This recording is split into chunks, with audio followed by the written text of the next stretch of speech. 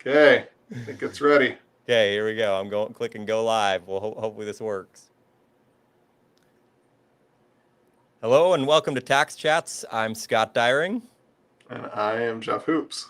and we are happy to be with you today to talk to you about the corporate alternative minimum tax, or the tax on GAAP, as I like to call it. And just in the pre-meeting here, Jeff and I have been having quite a lively discussion.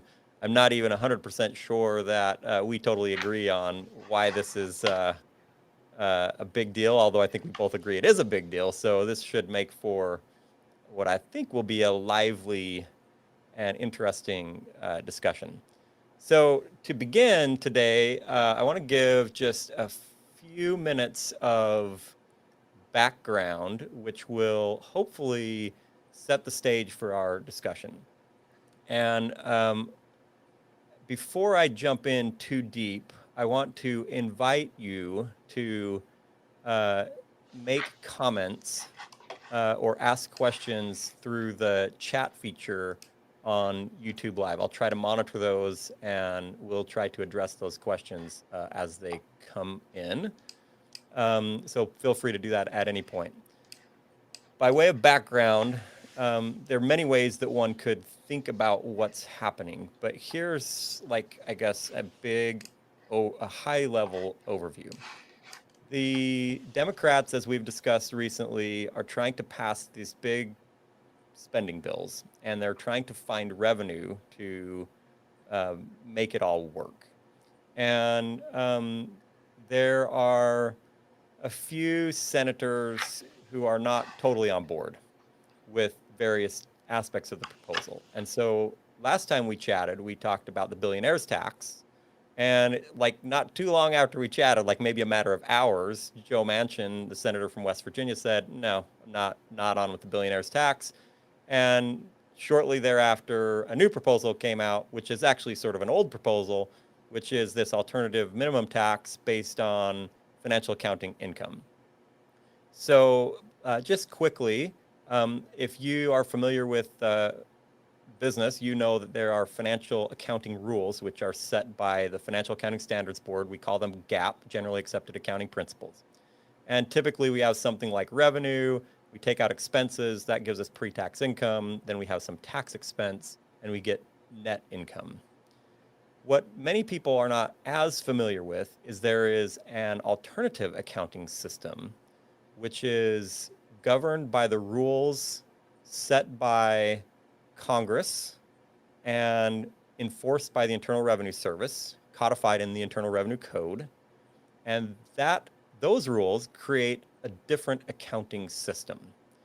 And in that tax accounting system, there are revenues and there are also expenses. We don't call them expenses sometimes for tax purposes. We call them deductions, but same thing. And once we take the deductions away from the revenues, we come up with taxable income. We multiply taxable income by the corporate tax rate, maybe take out some credits, and we end up with the amount of tax that gets paid to the government.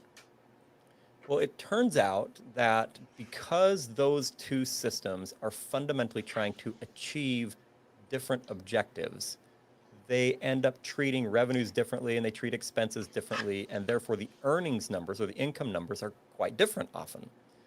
So, for example, the tax rules are set by Congress, who have at least three objectives.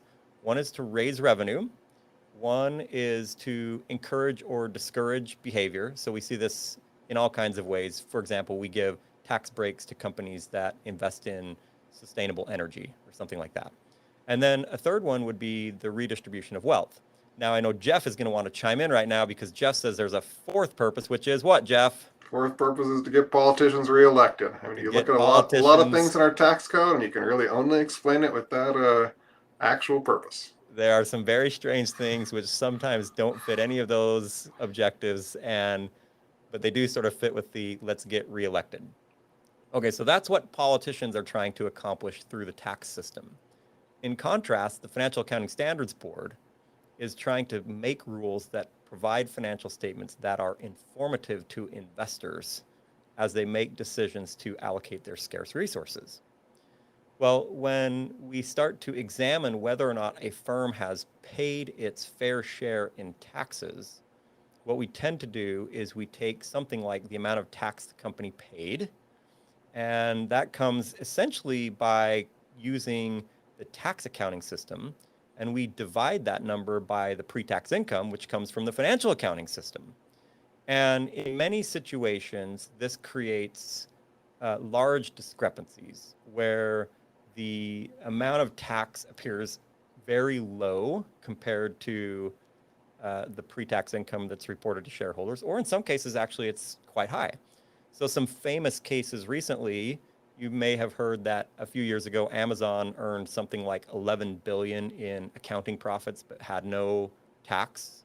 I know that this past year, Salesforce was accused of having 2.6 billion in profits and not paying any tax.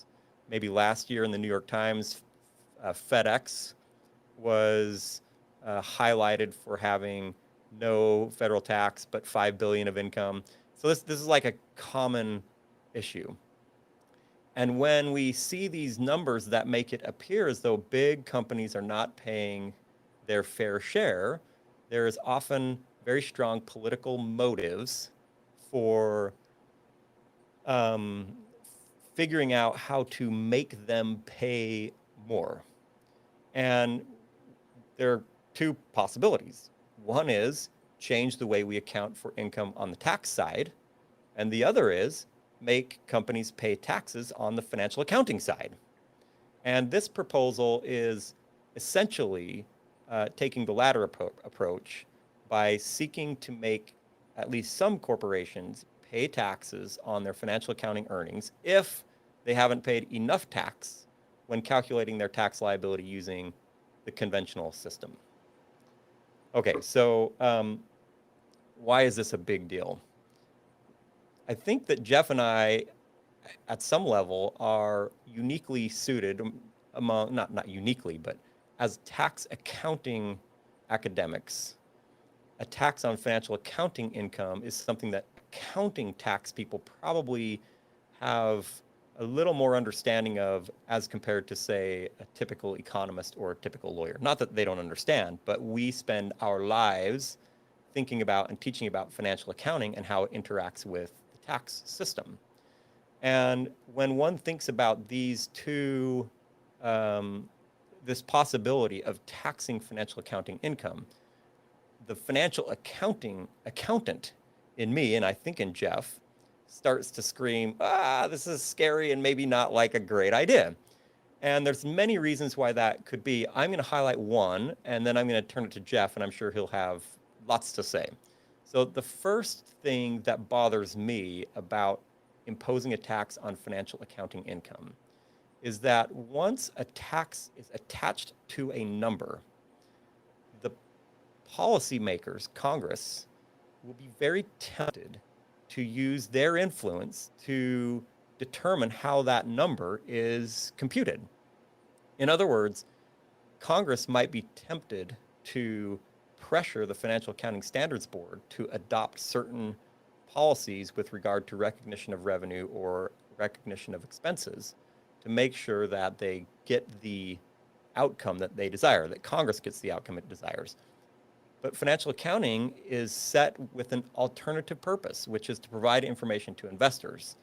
And there's a significant amount of accounting research that would say if taxes are based on financial accounting income, the financial accounting income could very easily become less informative and harm investors or others who use that information because it's no longer reflecting its apolitical motive of providing information. Jeff? I think that point you bring up is super important, right? You said that there would be two ways to solve this problem. One would be to change the Internal Revenue Code and just like get rid of some of the things that make it so companies don't pay much in tax. The other is to tax financial accounting income. Left implicitly stated is who would actually be making the changes to the Internal Revenue Code. It would be Congress, because Congress is the one who created the Internal Revenue Code. So they create this system that makes it so companies don't pay enough in tax, at least according to some members of Congress, and yet they're unwilling to change that system that they've created. And so to me, this just kind of implies or suggests kind of the the ineptitude of Congress, that they're have all these like weird political incentives to do strange things that get to the place we want. And so what you're saying is we're going to have these same political incentives layered on financial accounting income, which is really kind of scary, right? So it's a very, very common in the United States to like not think that highly of Congress and think that they are all just like out to get reelected. Public opinion of Congress is at a very low place right now. It's never been super, super, super high. We suspect politicians of all these things. We don't like our Internal Revenue Code. We have all these problems. So these are concerns like everybody has. Everybody's unaware of these things. Those aren't actually shared by financial accountants about the Financial Accounting Standards Board or financial accounting standards, right? Certainly people like have concerns about specific things, but the Financial Accounting Standards Board, who creates the rules for book income, is pretty highly regarded, both in the United States and worldwide. They're a pretty serious body who really are out just to try to create the best standards possible. And to the extent we like layer these political incentives on top of that, it's really kind of scary what could happen. So here's an example.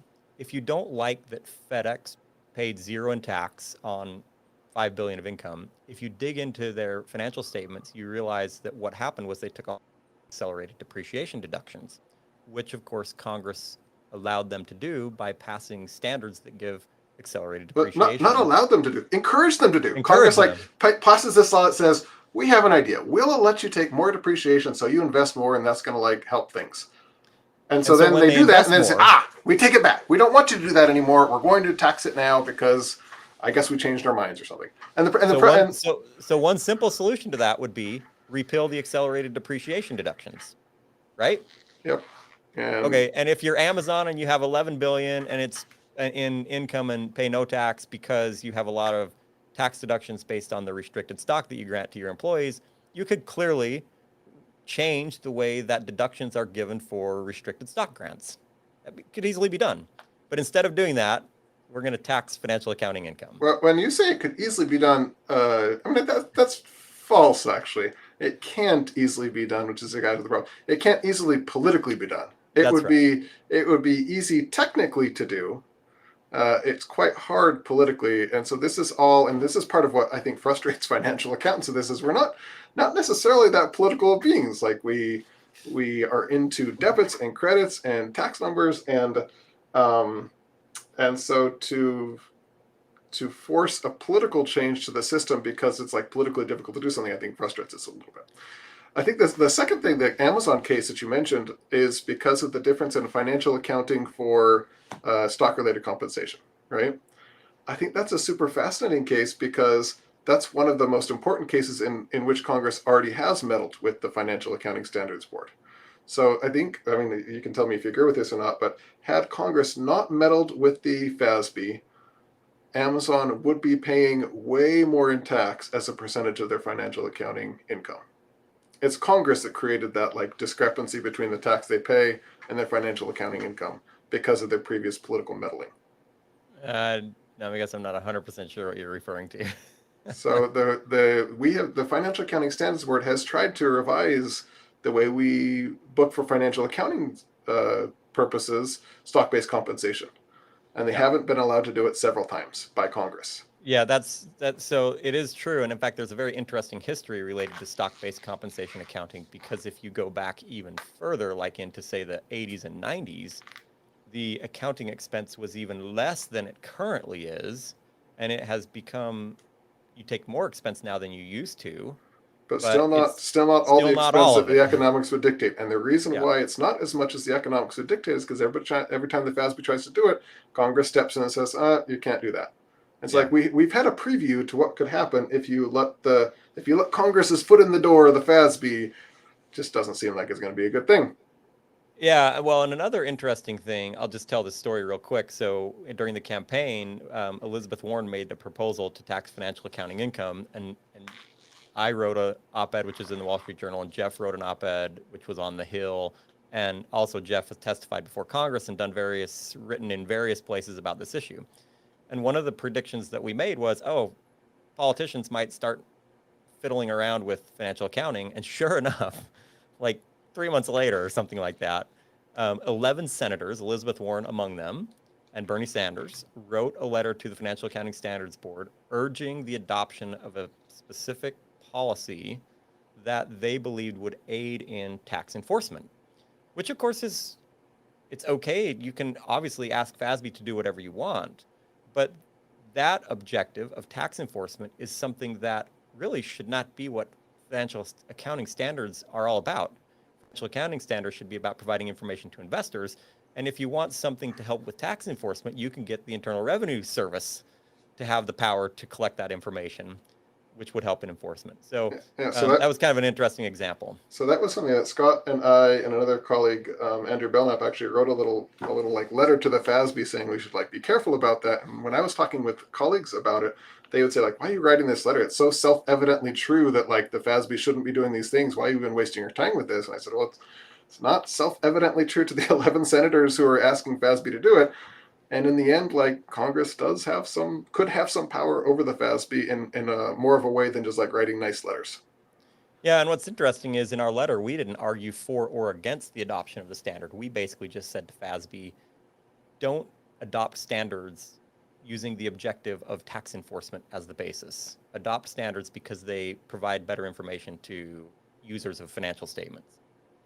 Okay, so let's talk about another possible issue. Let's suppose that in some crazy world, financial accounting rules get really messed up because Congress is exerting their influence.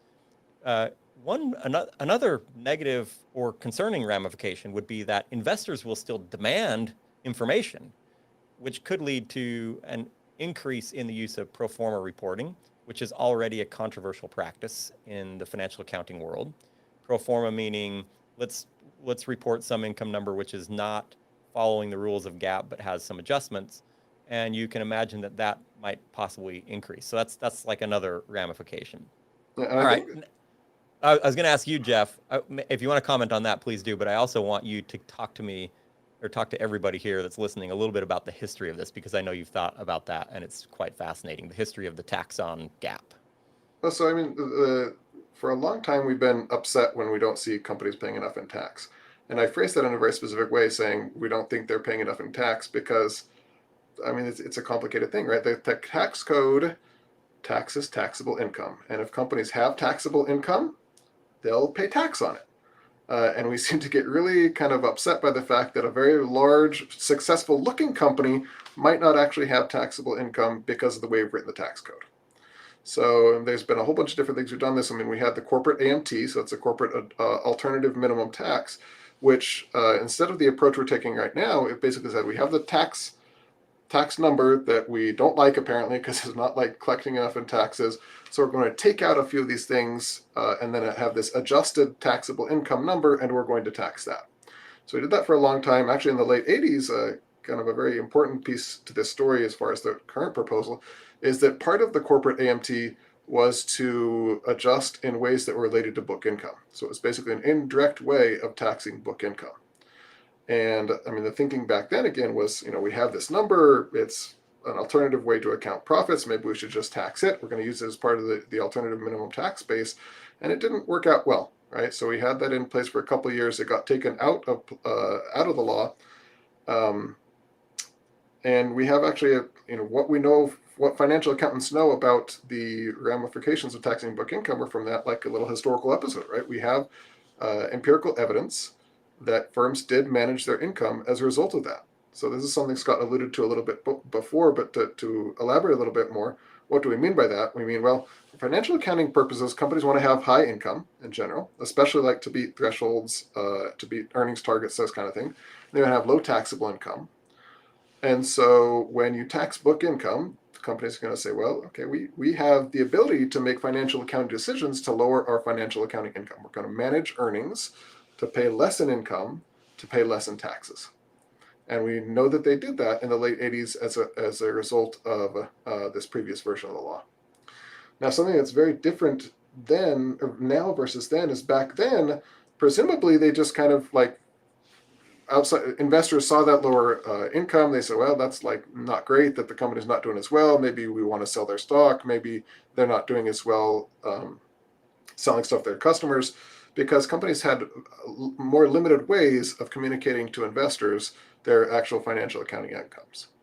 Now, just like Scott said, I think you're going to see companies managing down their earnings and then coming back and saying, looks like earnings per share is $1, but it's really $1.10 because we made these adjustments and we have this pro forma income number, or this non-GAAP, we call it pro forma number, this non-GAAP number, this street earnings number, this number that we're going to adjust in ways that don't follow GAAP, that often look more positive for the company, and investors might rely on that number to get the true sense of how the company's doing. So that might actually be good, in that it might give companies or give investors a better portrayal of the firm, because we messed up the GAAP number to get out of paying taxes. We're going to give them the real number that isn't messed up through pro forma earnings. But it also just opens the door for companies to get more and more creative with how they account for things in general, right? Once you've encouraged them to use pro forma numbers, GAAP is off the table and companies can do whatever they want.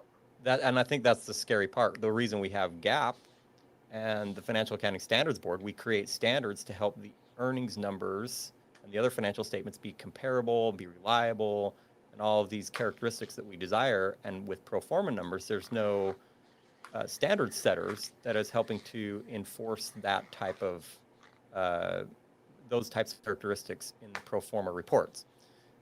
So it's kind of like here's let me try to give like a concrete example of how this might happen. So if you're Amazon and you have 11 billion of tax and 11 billion of income but no tax, and so you're going to be forced to pay some tax on your financial accounting earnings, of course you might say, well, maybe we can lower our financial accounting earnings. How might they do that?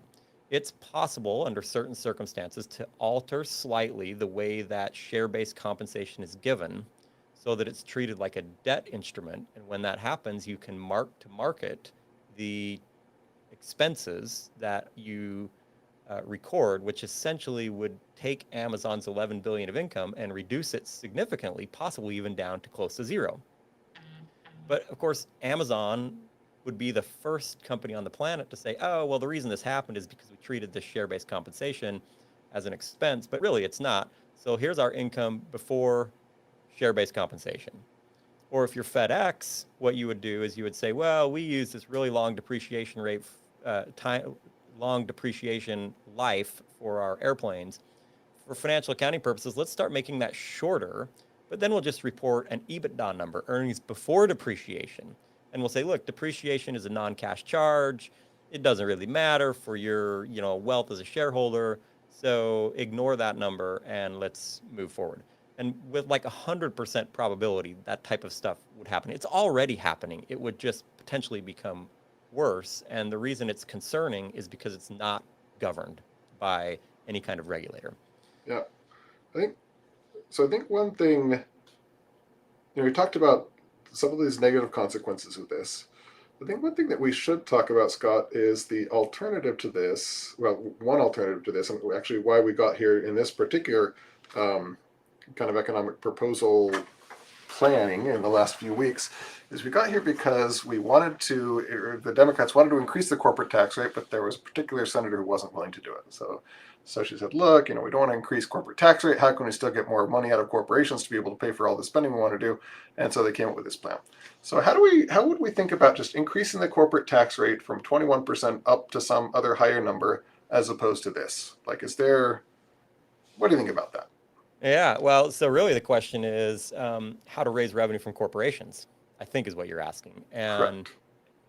So I am super biased here by, I think, my training as an accountant and as an economist and so forth, which is when I see lots of preferences in the tax code for this thing or that thing, I get nervous because when you include preferences, you increase distortions. And this gets back to the age-old argument of a low rate with a broad base is better than a high rate with a narrow base. And what that basically means is the same rate doesn't apply to all firms, or the same rate might, but the types of income that are excluded are changing depending on the industry you're in or your business model or something like that. Like I'm very much in favor of eliminating like strange or unusual preferences, I call them, or special tax deals, and keeping the base broad. And I think we've gotten far, far away from that. I think the base is not as broad as it should be. And like, it's kind of a cop out answer, but I guess I kind of think like, yeah, broaden the base by getting rid of all the crazy little deductions that exist for this firm or this little industry or that little thing, and make it a more simple system. I think it is a cop out. I think it is. I agree with it. I think it's like the economically But it is a true cop answer. out, he But here's a says. cop out answer. Here's a little story that I think is pretty fascinating. So I was at one point in my career dealing with a elected representative, and are wanting to say like what we wanted to make this point exactly right. We should like take away these things, and we wanted to come up with some examples of negative things you should get from the tax code. And so I had like several different examples that I was willing to say we should not do this and we should not do that, and they just seemed like there's really no good reason these things should be in the tax code.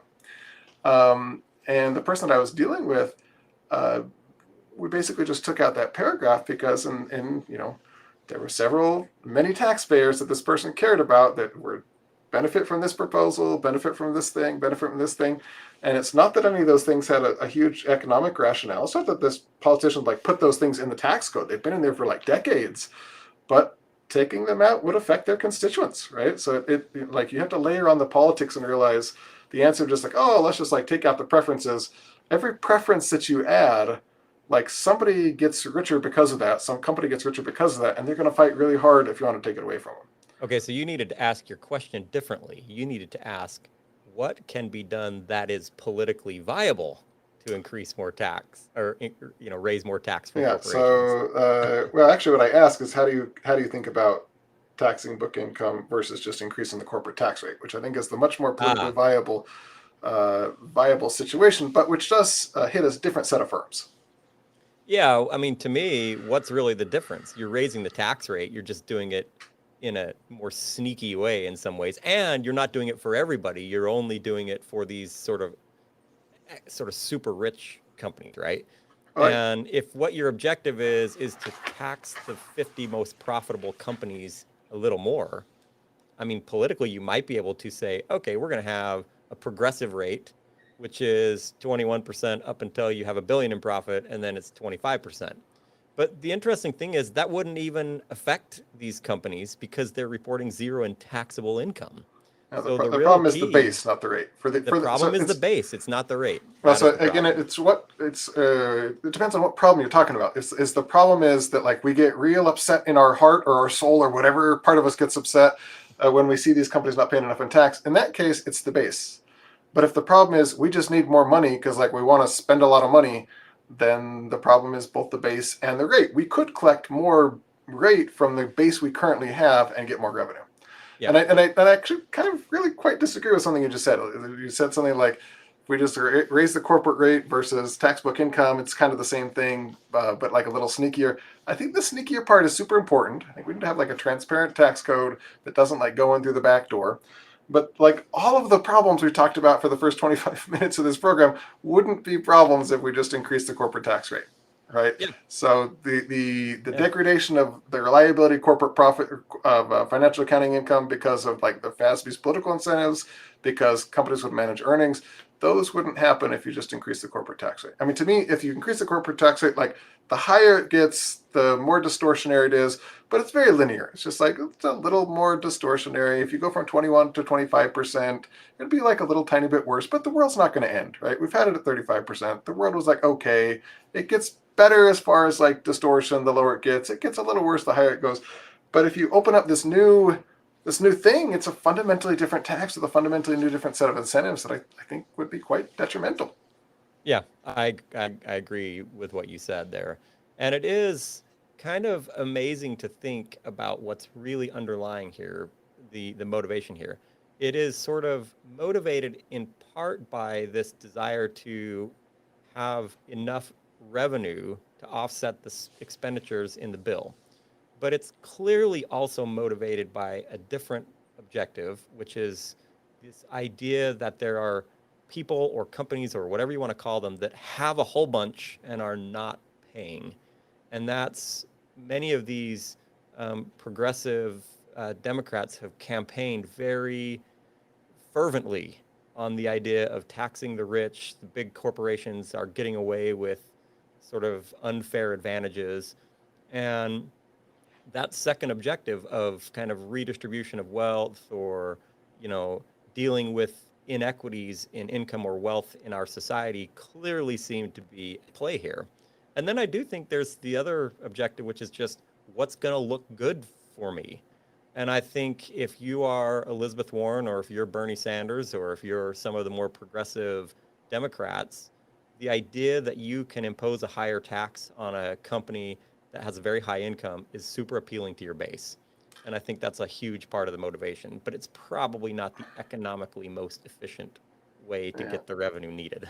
I mean, I would completely agree with that. So there was a few years back, the advisor to one of the senators who's very in favor of this tax called me up. It was before anybody, this round of this tax was on the table. So they were just thinking about starting a tax book income.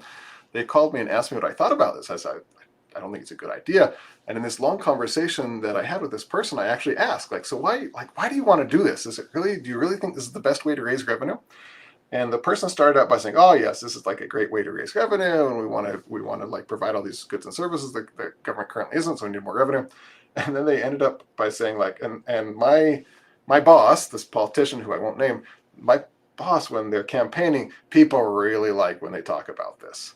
And it became pretty clear from the answer that it wasn't necessarily the best way to raise revenue, but rather it just made for really good campaign speeches to talk about we're going to tax the number that the CEOs tell the shareholders, and we're going to stick it to these large corporations, with really no concern for these huge distortions that they're going to cause. I'm not sure if it's because they don't understand these distortions or just wish to disregard them, but it's concerning. Yeah, it is concerning. All right. If there's any last questions, feel free to chat them in. If not, it's been great chatting with you, Jeff. I feel like we covered a lot of ground. I actually feel like we could chat for another 30 minutes at least on this particular topic. We didn't get into any details. We didn't get into any of the exciting lack of details. It's great. That's right. I think the interesting thing is not only did we not get into the details, we didn't get into the lack of details, which is sometimes in tax legislation the most amazing part, because you still are waiting for Treasury regulations and so forth, and nobody even really knows what happened until maybe sometimes several years after the fact. Yeah. The devil's in the details, and we just like to ignore the devil. We're ignoring the devil. All right. Thanks a lot, Jeff, for chatting again. And thank you all for joining. We'll talk to you next time on Tax Chats. Yeah, thank you.